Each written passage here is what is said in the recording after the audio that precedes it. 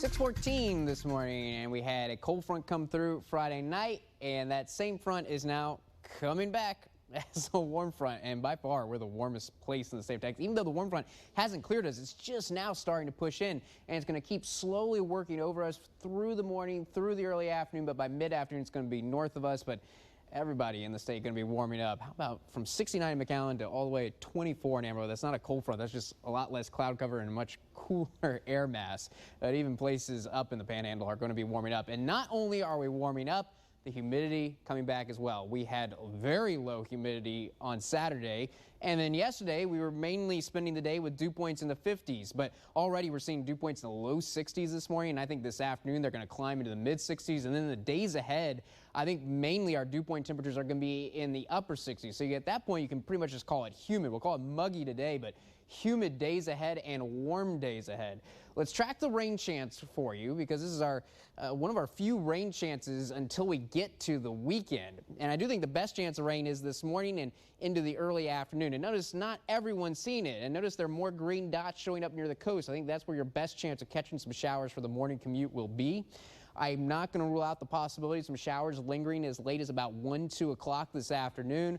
But for the late afternoon, when you're driving home from work, notice the rain is gone. Now, still a lot of clouds, but I do think finally we're going to see some gaps. A little bit of sun will come out this afternoon, but there's not going to be a lot of sun. I do think it's going to stay mostly cloudy all night long as well. And it's going to be a mostly cloudy start to the day tomorrow, but notice no rain showing up. I don't think we'll be dealing with rain. I think there could be some fog in spots, but kind of like this morning, not a lot of fog. It's going to be that light fog that probably won't slow things down too much.